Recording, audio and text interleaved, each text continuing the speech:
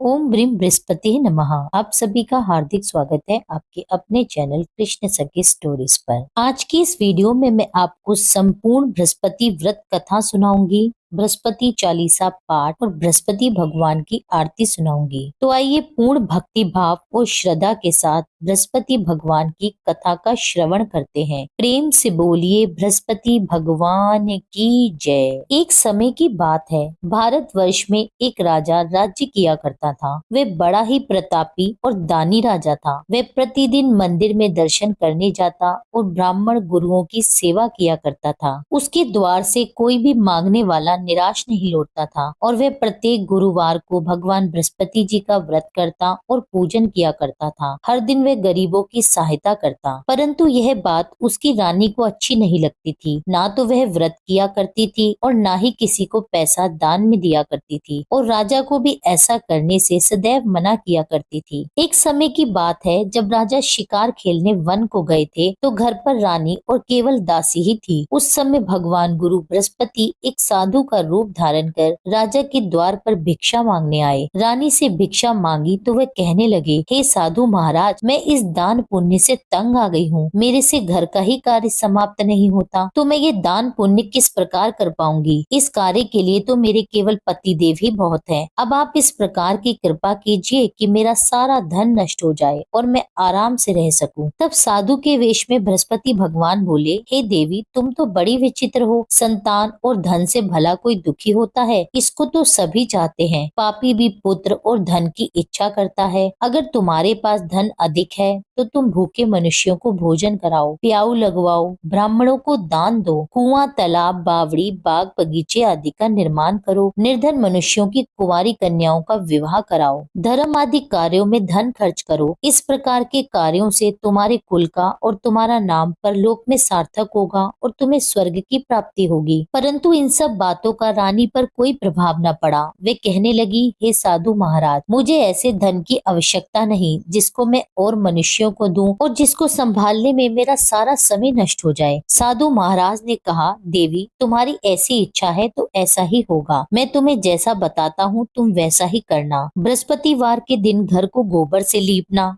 अपने बालों को धोना और बाल धोते समय स्नान करना, भोजन में मांस मदिरा खाना, कपड़ा धोबी के हाथ धुलने को डालना। इस प्रकार 7 बृहस्पतिवार करने से तुम्हारा सब धन नष्ट हो जाएगा। यह कहकर वे साधु महाराज वहां से अंतर्ध्यान हो गए। रानी ने साधु के कहने के अनुसार ही किया। 3 बृहस्पतिवार ही बीते थे कि उसकी समस्त धन संपत्ति नष्ट हो गई और भोजन के लिए दोनों समय परिवार तरसने लगा तथा सांसारिक भोगों से दुखी रहने लगा। तब वह राजा रानी से कहने लगा, हे रानी, तुम यहाँ पर रहो, मैं दूसरे देश को जाता हूँ, क्योंकि यहाँ पर मुझे सभी मनुष्य जानते हैं, इसलिए मुझे कोई कार्य नहीं देगा। देश चोरी परदेश भिक्षा बराबर है। ऐसा कहकर राजा परदेश चला गया। वहाँ जंगल में जाता, लकड़ी काट कर लाता और शहर में बेचता। इस तरह वह अपने दिन व्यतीत करने लगा। इधर राजा के बिना रानी और दासी दुखी रहने लगे। किसी दिन भोजन मिलता और किसी दिन जल पीकर ही रह जाती। एक समय रानी और दासी को 7 दिन बिना भोजन के व्यतीत हो गए। तो रानी ने अपनी दासी से कहा, दासी, यहाँ पास के ही नगर में मेरी बहन रहती है, वह बड़ी धनवान है, तू उसके पास जा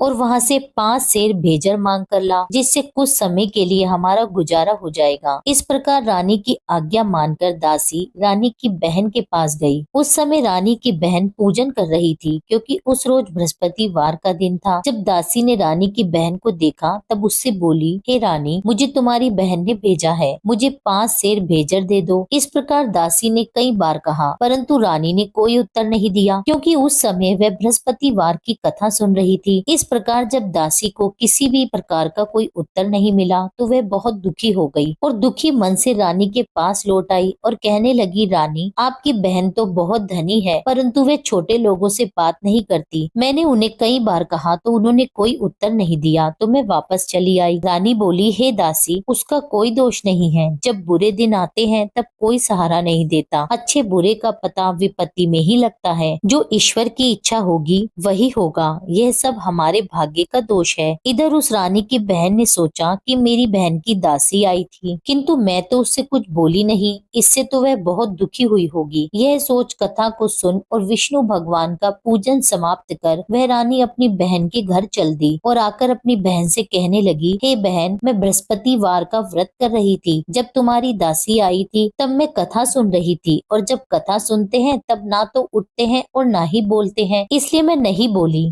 कहो दासी क्यों आई थी? रानी बोली, हे बहन, हमारे घर अनाज नहीं था, वैसे तुमसे कोई बात कहाँ छिपी है, इस कारण मैंने दासी को तुमसे 5 सेर भेजर मांगने के लिए भेजा था। रानी की बहन बोली, बृहस्पति भगवान सबकी मनोकामना पूर्ण करते हैं, देखो शायद तुम्हारे घर में अनाज रखा हो। इस प्रकार का वचन जब रानी ने सुना तो घर के अंदर गई और वहाँ उसे एक घड़ा भेजर का भरा मिल गया। तब वे रानी और बांदी बहुत खुश हुई। दासी कहने लगी, हे रानी, देखो वैसे हमको जब भोजन नहीं मिलता तो हम रोज ही व्रत करते हैं, अगर इनसे व्रत की विधि और कथा पूछ ली जाए तो हम उसे किया करेंगे। तब उस रानी ने अपनी बहन से पूछा, हे बहन, बृहस्पतिवार के व्रत के क्या नियम है? तब रानी की बहन ने बताया, बृहस्पतिवार के व्रत में चने की दाल और मुनक्का से विष्णु भगवान का केले की जड़ में पूजन करें तथा दीपक जलाएं और पीला भोजन करें और कथा सुने। इस प्रकार नियम पूर्वक करने से गुरु बृहस्पति भगवान प्रसन्न होते हैं, अन्न पुत्र धन देते हैं और सभी की मनोकामनाएं पूर्ण करते हैं। इस प्रकार रानी और दासी दोनों ने ही निश्चय किया कि हम बृहस्पति भगवान का पूजन किया करेंगे। 7 रोज बाद जब बृहस्पतिवार आया तो उन्होंने व्रत रखा। घुड़साल में जाकर चना और गुड़ बीन लाई तथा उसकी दाल से केले के जड़ का तथा भगवान विष्णु का पूजन किया। अब पीला भोजन कहाँ से आए? दोनों बड़ी दुखी हुई। उन्होंने व्रत किया था, इस कारण बृहस्पति भगवान उनसे प्रसन्न थे। 2 थालियों में सुंदर पीला भोजन लेकर आए और दासी को देकर बोले, हे दासी, ये तुम्हारे और तुम्हारी रानी के लिए भोजन है, तुम दोनों भोजन कर लेना। दासी भोजन पाकर बड़ी प्रसन्न हुई और रानी से बोली, चलो रानी, जी भरकर भोजन कर लो। रानी को इस विषय में कुछ पता नहीं था, इसलिए वे दासी से बोली, तू ही भोजन कर, क्योंकि तू हमारी व्यर्थ में हंसी उड़ाती है। दासी बोली कि एक महात्मा भोजन दे गए हैं। रानी कहने लगी, वह भोजन तेरे लिए दे गए हैं, तू ही भोजन कर। दासी ने कहा, वह महात्मा हम दोनों के लिए 2 थाली में भोजन दे गए हैं, इसलिए हम और तुम दोनों ही साथ साथ भोजन करेंगे। इस प्रकार रानी और दासी दोनों ने ही बृहस्पति भगवान को नमस्कार कर भोजन प्रारंभ किया। अब वे प्रत्येक बृहस्पतिवार को बृहस्पति भगवान का व्रत और विष्णु भगवान का पूजन करने लगी। बृहस्पति भगवान की कृपा से रानी और दासी के पास बहुत सा धन हो गया। अब रानी फिर से आलस्य करने लगी। तब दासी बोली, देखो रानी, तुम पहले इस प्रकार आलस्य करती थी तो तुम्हें धन रखने में कष्ट होता था, इस कारण सभी धन नष्ट हो गया। अब बृहस्पति भगवान की कृपा से धन मिला है, हमें दान पुण्य करना चाहिए। दान में भूखे मनुष्यों को भोजन कराना चाहिए, प्याऊ लगवाने चाहिए, ब्राह्मणों को दान देना चाहिए। धन को शुभ कार्यों में खर्च करें, जिससे तुम्हारे कुल का यश बढ़ेगा और स्वर्ग प्राप्त होगा, पितृ प्रसन्न होंगे। तब रानी ने इसी प्रकार के कार्य करने प्रारंभ कर दिए तो काफी यश फैलने लगा। एक दिन रानी और दासी विचार करने लगी कि ना जाने हमारे राजा किस दशा में होंगे, उनकी कोई खोज खबर नहीं है। बृहस्पति भगवान से उन्होंने प्रार्थना की तो एक दिन भगवान ने रात्रि में राजा को स्वप्न में कहा, हे राजन, उठ, तेरी रानी तुझको याद करती है, अपने देश को चला जा। राजा प्रातः काल उठा और विचार करने लगा। स्त्री खाने और पहनने की साथी होती है, पर भगवान की आज्ञा मानकर वह अपने नगर की ओर चलने को तैयार हुआ। इससे पूर्व जब राजा प्रदेश चला गया था तो प्रदेश में दुखी रहने लगा। प्रतिदिन जंगल में से लकड़ी बीन कर लाता और उसे शहर में बेचकर अपने दुखी जीवन को बड़ी कठिनता से व्यतीत करता था। एक दिन राजा दुखी हो अपनी पुरानी बातों को याद करके रोने लगा। तब उस समय जंगल में बृहस्पति देव एक साधु का रूप धारण कर आए और राजा के पास आकर कहने लगे,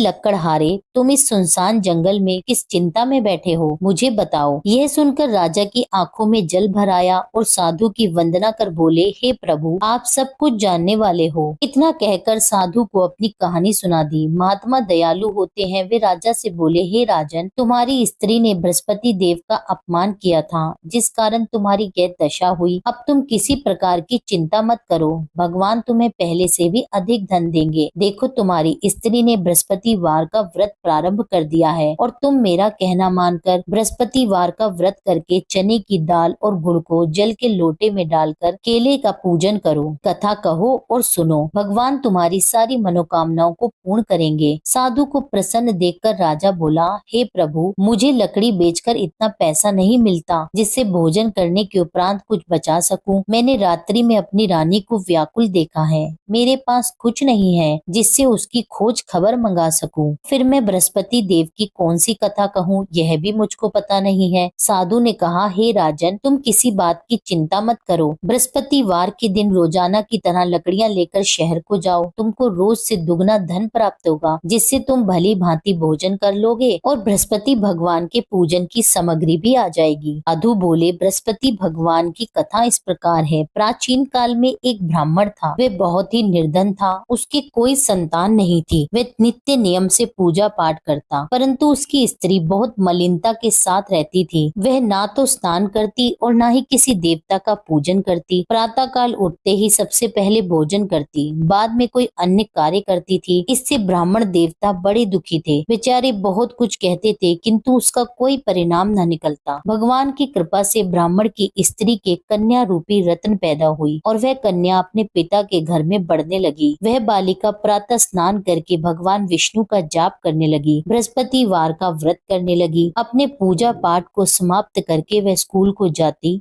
तो अपनी मुट्ठी में जौ भरकर ले जाती और पाठशाला जाने के मार्ग में डालती जाती। वही जौ स्वर्ण के हो जाते और लौटते समय उनको बीनकर घर ले आती। एक दिन वह बालिका सूप में सोने के जौ को फटक कर साफ कर रही थी, तो उसकी माँ ने देख लिया और कहा, हे बेटी, सोने के जौ को फटकने के लिए सोने का सूप होना चाहिए। दूसरे दिन बृहस्पतिवार था। इस कन्या ने व्रत रखा और बृहस्पति भगवान से प्रार्थना करके कहने लगी, हे प्रभु, यदि मैंने आपकी पूजा सच्चे मन से की हो तो मेरे लिए सोने का सूप दे दो। बृहस्पति देव ने उसकी प्रार्थना स्वीकार कर ली। रोजाना की तरह वह कन्या जौ फैलाती हुई स्कूल को गई और जब लौटकर जौ बीन ही रही थी तो बृहस्पति देव की कृपा से रास्ते में सोने का सूप मिला। वह सोने के सूप को लेकर घर गई और उससे जौ साफ करने लगी, परंतु उसकी माँ का वही ढंग रहा। एक दिन की बात है, वह कन्या सोने के सूप से जौ साफ कर रही थी। उस समय उस शहर का राजपुत्र वहां से होकर निकला। इस कन्या के रूप और कार्य को देखकर वह मोहित हो गया और अपने घर आकर भोजन और जल त्याग कर उदास होकर लेट गया। राजा को जब इस बात का पता लगा तो वह अपने मंत्रियों के साथ अपने पुत्र के पास गए और बोले, हे पुत्र, तुम्हें किसी बात का कष्ट है? किसी ने तुम्हारा अपमान किया है क्या, या कोई और कारण है? सो कहो, मैं वही कार्य करूंगा जिससे तुम्हें प्रसन्नता हो। राजकुमार ने अपने पिता की बातें सुनी तो वह अपने पिता से कहने लगे, हे पिताजी, आपकी कृपा से मुझे किसी बात का दुख नहीं है और ना ही किसी ने मेरा अपमान किया है, परंतु मैं उस लड़की के साथ विवाह करना चाहता हूँ जो सोने के सूप में जौ साफ कर रही थी। यह सुन राजा भी आश्चर्य में पड़ गया और बोला,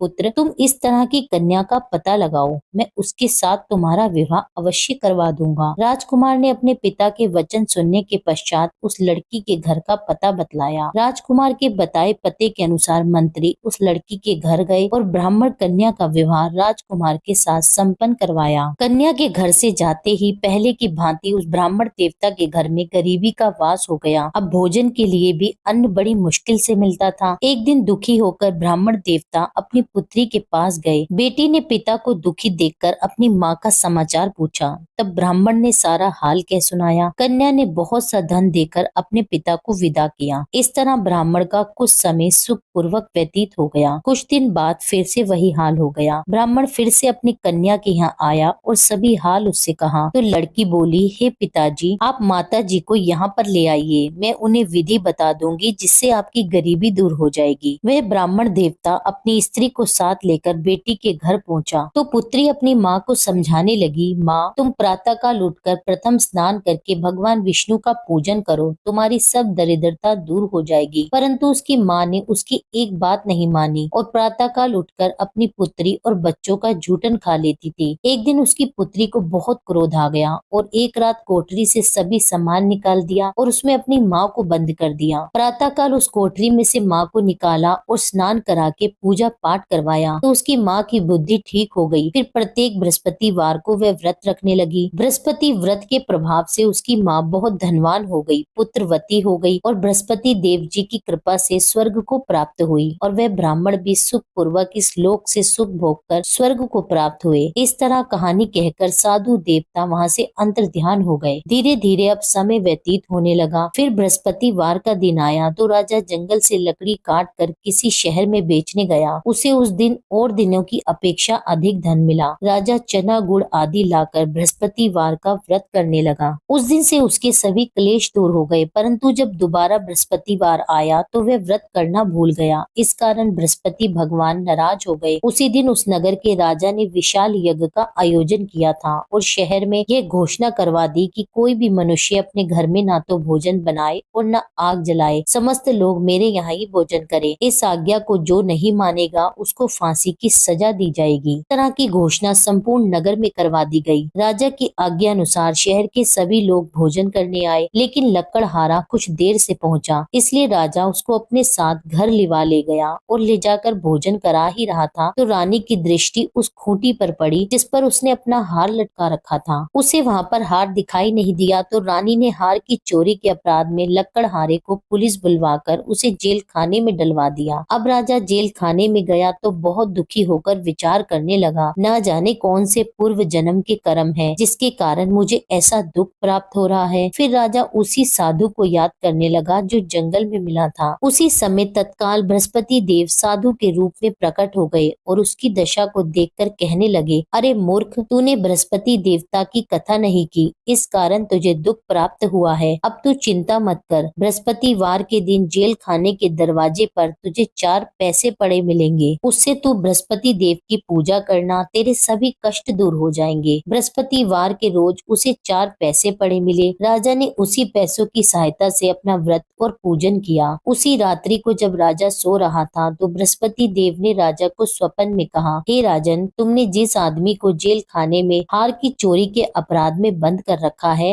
वह निर्दोष है, वह राजा है, उसे छोड़ देना। रानी का हार उसी खूंटी पर लटका हुआ है, अगर तू ऐसा नहीं करेगा तो मैं तेरे राज्य को नष्ट कर दूंगा। राजा प्रातःकाल उठा तो रानी का हार खूंटी पर टंगा देखकर लकड़हारे को बुलाकर उससे क्षमा मांगी तथा राजा को योग्य सुंदर वस्त्र आभूषण देकर विदा किया। भगवान बृहस्पति देव की आज्ञा अनुसार राजा अपने नगर को चल दिया। राजा जब नगर के निकट पहुंचा तो उसे बड़ा ही आश्चर्य हुआ। नगर में पहले से भी अधिक बाग, तालाब, कुएं, मंदिर तथा बहुत सी धर्मशाला बने हुए थे। राजा ने पूछा कि यह किसका बाग और धर्मशाला है। तब नगर के सब लोग कहने लगे कि यह सब रानी और दासी का है। तो राजा को बड़ा आश्चर्य भी हुआ और गुस्सा भी आया। जब रानी ने यह खबर सुनी कि राजा आ रहे हैं तो उसने अपनी दासी से कहा, हे दासी, देख राजा हमें कितनी बुरी दशा में छोड़ गए थे, वह हमारे ऐसे हालात देखकर कहीं लौट न जाए, इसलिए तू द्वार पर ही खड़ी हो जा। रानी की आज्ञा सुनकर दासी द्वार पर ही खड़ी हो गई। जब राजा आए तो उन्हें अपने साथ लिवा लाई। तब राजा ने क्रोध करके अपनी तलवार निकाली और पूछने लगा, यह बताओ तुम्हें यह धन कैसे प्राप्त हुआ। तब रानी ने कहा कि यह सब धन बृहस्पतिवार के व्रत के प्रभाव से मिला है। तब राजा ने निश्चय किया कि 7 रोज बाद तो सभी बृहस्पति देव का पूजन करते हैं, परंतु मैं रोजाना दिन में 3 बार कहानी कहा करूंगा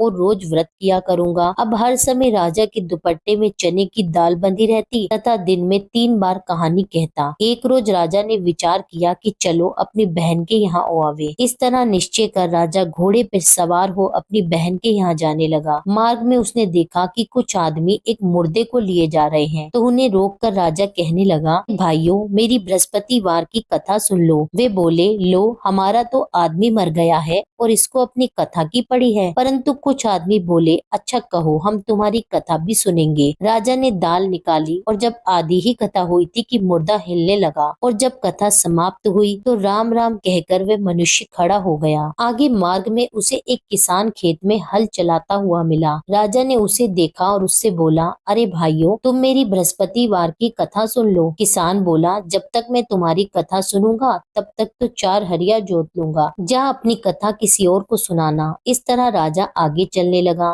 राजा के हटते ही बैल पछाड़ खाकर गिर गए तथा किसान के पेट में बहुत जोर से दर्द होने लगा। उस समय उसकी माँ रोटी लेकर आई थी। उसने जब यह देखा तो अपने पुत्र से सब हाल पूछा और बेटे ने सभी हाल अपनी माँ से कह दिया। तो बुढ़िया दौड़ी दौड़ी राजा के पास गई और उससे बोली, मैं तेरी कथा सुनूंगी, तू अपनी कथा मेरे खेत पे चलकर कहना। राजा ने बुढ़िया के खेत पर जाकर कथा कही, जिसके सुनते ही वे बैल खड़े हो गए और किसान के पेट का दर्द भी बंद हो गया। राजा जब अपनी बहन के घर पहुंच गया, बहन ने भाई की खूब मेहमानी की। दूसरे रोज प्रातःकाल राजा जगा तो वह देखने लगा कि सब लोग भोजन कर रहे हैं। राजा ने अपनी बहन से कहा कि कोई ऐसा मनुष्य है जिसने भोजन नहीं किया हो और मेरी बृहस्पतिवार की कथा सुन ले। बहन बोली, भैया, यह देश ऐसा ही है। पहले यहाँ लोग भोजन करते हैं, बाद में अन्य कोई कार्य करते हैं। अगर कोई पड़ोस में हो तो देखाऊं। वह ऐसा कहकर देखने चली गई, परंतु उसे कोई भी ऐसा व्यक्ति नहीं मिला जिसने भोजन न किया हो। अंत में वह एक कुम्हार के घर गई, जिसका लड़का बहुत बीमार था। उसे पता लगा कि उनके यहाँ 3 रोज से किसी ने भोजन नहीं किया है। रानी ने कुम्हार से कहा कि वह उसके भाई की कथा सुन ले। कुम्हार तैयार हो गया। राजा ने जाकर बृहस्पतिवार की कथा कही, जिसको सुनकर उसका लड़का ठीक हो गया। अब तो राजा की प्रशंसा होने लगी। एक दिन राजा ने अपनी बहन से कहा, बहन, हम अपने घर को जाएंगे, तुम भी तैयार हो जाओ। राजा की बहन ने अपनी सास से कही तो सास बोली, हाँ चली जा, परंतु अपने लड़कों को मत ले जाना, क्योंकि तेरे भाई के यहाँ कोई औलाद नहीं है। बहन ने अपने भाई से कहा, हे भैया, मैं तो चलूंगी मगर कोई बालक नहीं आएगा। राजा बोला, जब कोई बालक नहीं चलेगा तब तुम क्या करोगी? बड़े दुखी मन से राजा अपने नगर को लौट आया। राजा ने अपनी रानी से कहा, हम निर्वंशी राजा हैं, हमारा मुंह देखने का धर्म नहीं है और कुछ भोजन आदि भी नहीं किया। रानी बोली, हे नाथ, जब बृहस्पति देव ने हमें सब कुछ दिया है तो संतान भी अवश्य देंगे। उसी रात बृहस्पति देव ने राजा को स्वप्न में कहा, हे राजन, उठ, सभी सोच को त्याग दे, तेरी रानी गर्भ से है। यह बात सुनकर राजा बहुत खुश हुआ। 9वें महीने में रानी ने एक सुंदर पुत्र को जन्म दिया। तब राजा बोला, हे रानी, स्त्री बिना भोजन के रह सकती है, बिना कहे नहीं रह सकती। जब मेरी बहन आवे तो मुझसे कुछ मत कहना। रानी ने सुनकर हाँ कर दिया। जब राजा की बहन ने शुभ समाचार सुना तो वह बहुत खुश हुई और बधाई लेकर अपने भाई के घर आई। तब रानी ने कहा, घोड़ा चढ़कर तो नहीं आई, गधा चढ़ी आई। राजा की बहन बोली, भाभी, मैं इस प्रकार ना कहती तो तुम्हें औलाद कैसे मिलती? बृहस्पति देव ऐसे ही हैं, जिसकी जैसी मन में कामनाएं हैं सभी को पूर्ण करते हैं। जो सद्भावना पूर्वक बृहस्पतिवार का व्रत करता है, कथा कहता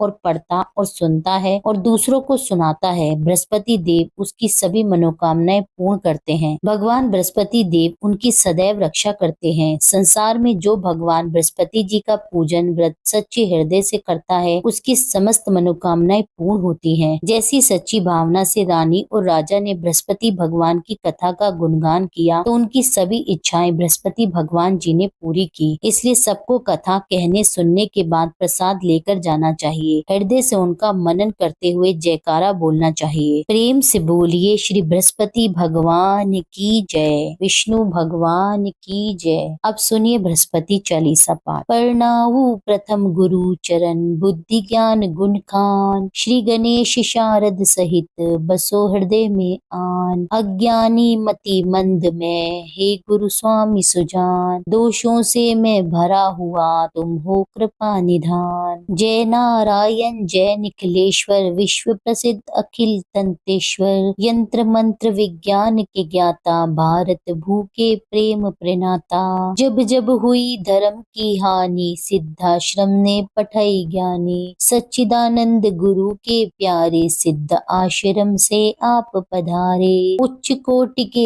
ऋषि मुनि स्वेच्छा, ओए करन धर्म की रक्षा।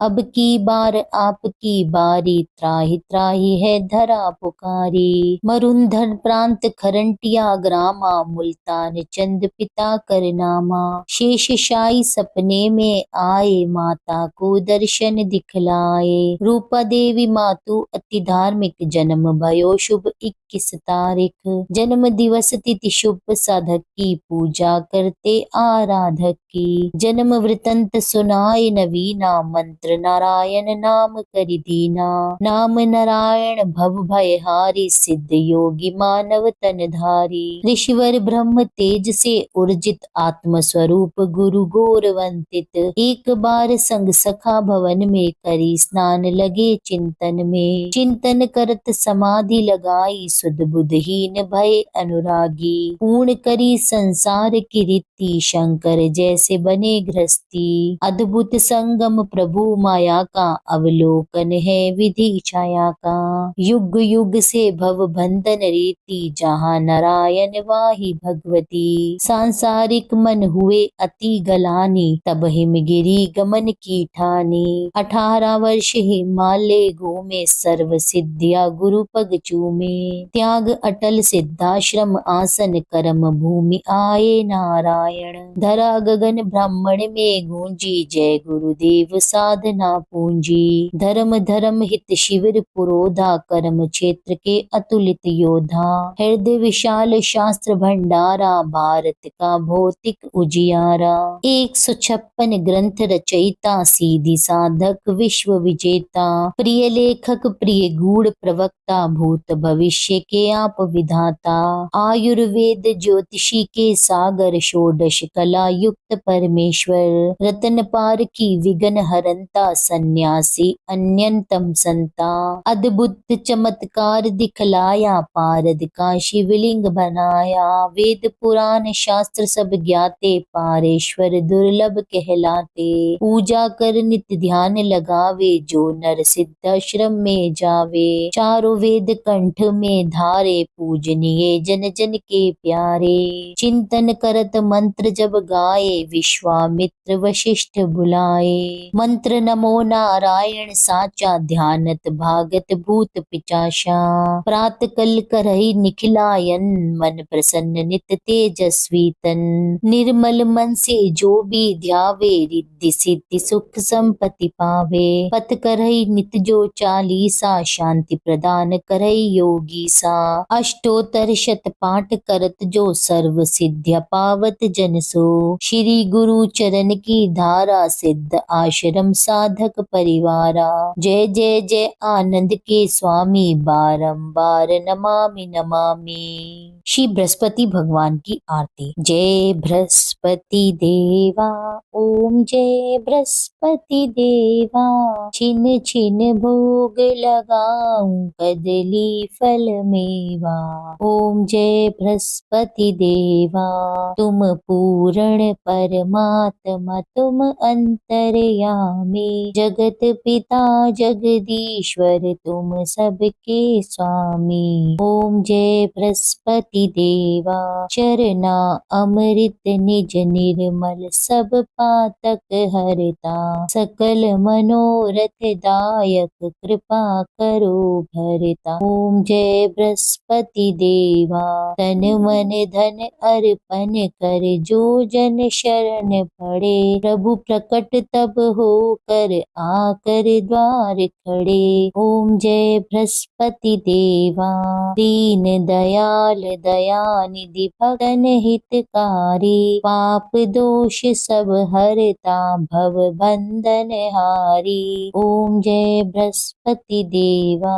सकल मनोरथ दायक, सब संशय तारी। विष विकार मिटाओ, संतन सुखकारी। ओम जय बृहस्पति देवा, जो कोई आरती तेरी प्रेम सहित गावे। जेठानन आनंद कर, सो निश्चय पावे। ओम जय बृहस्पति देवा, जय बृहस्पति देवा। स्वामी जय बृहस्पति देवा, छिन छिन भोग लगाऊं, कदली फल मेवा। ओम जय बृहस्पति देवा। आशा करती हूँ यह वीडियो आपको पसंद आई होगी। कथा आपको पसंद आई हो, वीडियो अच्छी लगी हो तो वीडियो को लाइक जरूर करें, वीडियो पर कमेंट करें, भगवान बृहस्पति देव की जय लिखिए और जिन भी लोगों ने अभी तक मेरे चैनल को सब्सक्राइब ना किया हो उनसे मेरा अनुरोध है कि चैनल को सब्सक्राइब कर लें। मिलती हूँ आपसे एक अगली वीडियो में, जब तक के लिए जय श्री राधे।